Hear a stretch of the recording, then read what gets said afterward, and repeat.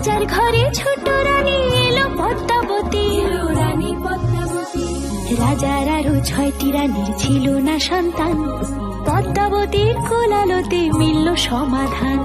বছর যেতে জন্ম নিল 7 ছেলে 1 মেয়ে, হয় খুশির আকাশ হঠাৎ কালো মেঘে গেল ছেয়ে।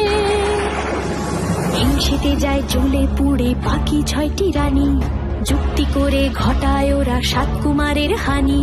সুযোগ মতো 7 ছেলেকে মাটিতে দেয় পুঁতে, বাঁচে একা পারুল, ওরা পায় না তাকে ছুতে।